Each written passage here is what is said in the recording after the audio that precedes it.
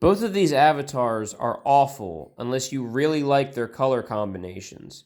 And the main reason is that neither one of their abilities on either of these cards add to your board state, effectively work with any kind of game plan that you could be trying to build around, nor do they do anything to deal with or remove or disrupt your opponent from anything that they have built up or are planning to build up.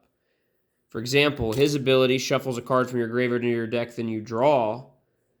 But in a game where you never have the ability to use your influence or your energy or mana outside of your own turn, you'll never have the time to be reactive on your opponent's turn. There are just better ways to recur card effects from the graveyard to your deck, or there are just better ways to draw or reuse things. His ability to effectively give everything reanimate until end of turn, which he is also conveniently in colors for Royal Necropolis, which you will probably play because it is very powerful. It says, when this champion dies, summon it, but void it the next time it would leave the battlefield until the end of turn. It effectively gives things reanimate, but you're in the color that things already are going to have reanimate, and there's an infusion, say hypothetically that you've opened up enough boxes, I've never pulled one, but there's an infusion you can run at 2 copies that gives something that doesn't naturally have reanimate. So he doesn't do anything that's within these colors that these colors aren't already doing better. He's just not very good. That's just the fact of the matter.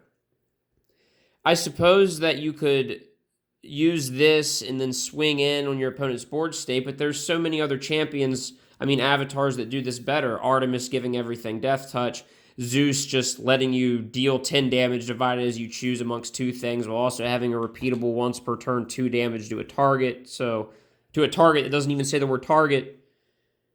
Meanwhile, something like Hanapu not only brings stuff back for Mayans back from your graveyard to your hand because, yeah, it requires you to build around it a bit, but that's effectively better than this because you're putting something back in your graveyard you hope you're going to get than drawing a random card, whereas this is just like, give me that. This searches your deck and slams stuff on the battlefield directly. This forwards your game plan. The rush is not just a free thing. That requires the resource required to win the game. 1v1, you only need 10, so spending 3 is a big deal. You need something that forwards the game plan and adds to the board state right away, which neither one of these do. Even something like Typhon states you search your deck for any number of beast cards with total infusion costs, I believe 6 or less, and put them directly onto the battlefield, 5 or 6, I forget. That is even better, and that still has a narrow design space. Ryujin just lets you, yes, go +1 in card advantage, but when you're not adding to the board state, what are you effectively doing? You're going to use this, and then your opponent next turn is going to dump 2 or 3 champions on the field, and what are you going to do? Use this, and then you'll have no room to develop the field. You can raid immediately the turn a champion comes down. So you never have any time in a competitive capacity to do any of this. The only time you'll do this is when you play a champion that has Roaring Aegis on it that lets you activate these abilities for free. This just isn't a good rush ability either. The idea is to reset your hand when you're low and then trim a control player's hand when they're high, but the issue is that it's never going to be...